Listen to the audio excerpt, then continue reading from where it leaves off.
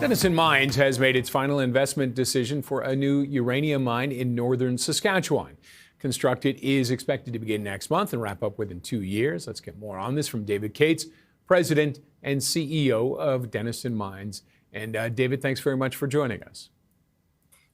My pleasure to be here. It's an incredible milestone for our company and the Canadian uranium sector right now. What made you make the decision today? What was the final reason?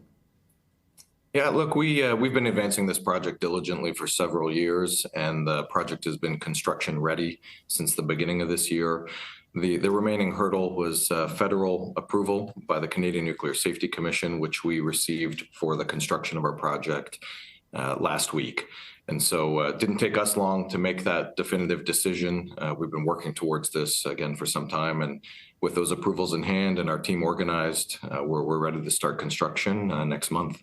And now things started on this in 2019. The permitting effort started in 2019. It'll be almost 9 years, essentially, by the time it starts operating, hopefully, if everything goes well. Is there any way that could have been sped up or done faster?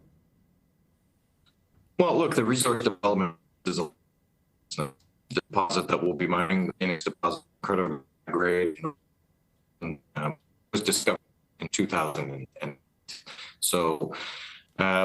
Sorry, David, I don't mean to interrupt, but we had a little bit of technical difficulty. If you could just repeat that there. We just had you cut out there for a second.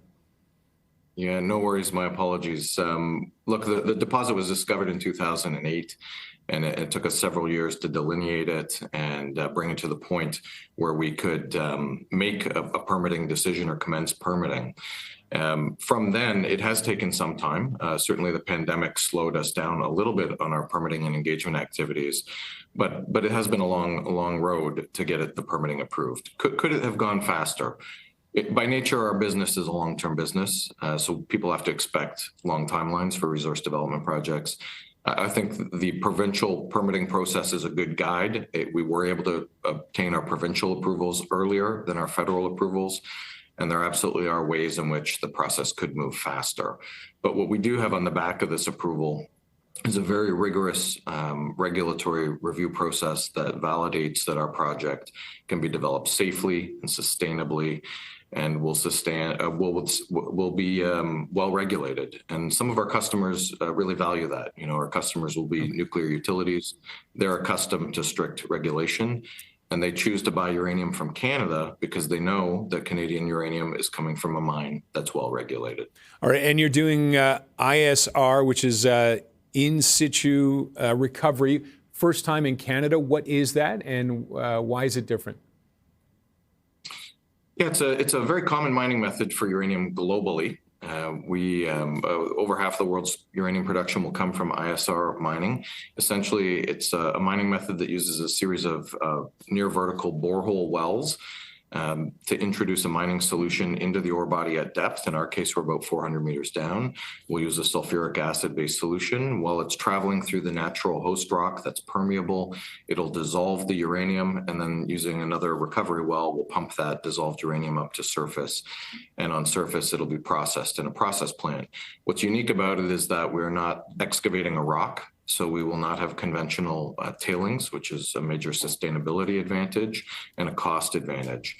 Our process plant is simple. We don't have to crush, grind, or handle ores. We don't have to leach. We don't have to go through SX or IX-like process circuits. We can have a very simple on-surface plant. And what that results in for us is a very low-cost mining method that generates very high margins. And because we're not sinking a shaft or opening a pit or building a big mill, we also have very low CapEx. And we've just updated our CapEx estimate on the project.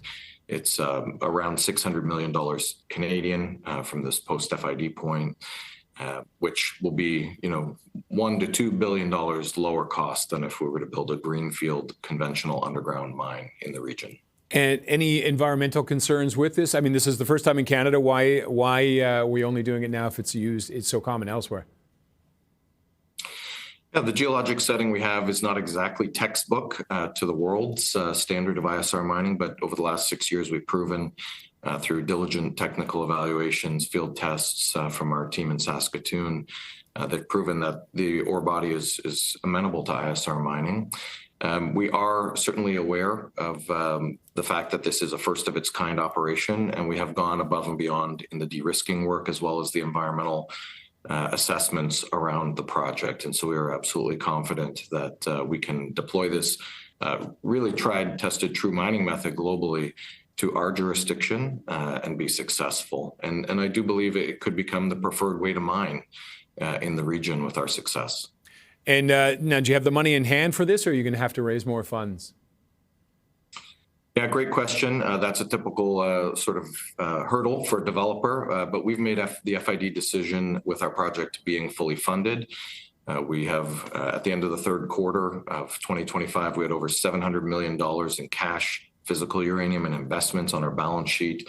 So that $600 million initial capital price tag is taken care of.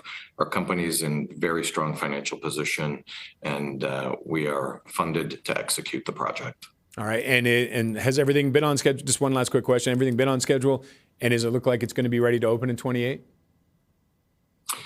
Yeah, look, the permitting timeline, ultimate approvals came in the window that we needed it to come in for us to hit on our construction schedule that we've developed.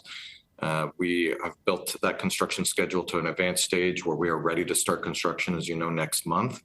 Obviously, building a new mine comes with risks, but at this stage, it looks like we are in good shape to be able to deliver on our timelines and be producing by the middle of 2028. And Roger, what's interesting about that last point maybe is there are very few, if any, new sources of uranium supply coming to the market before the 2030s. Okay, David, we have to wrap it up there, but thank you very much for joining us. Appreciate it. David Cates is president and CEO of Denison Mines.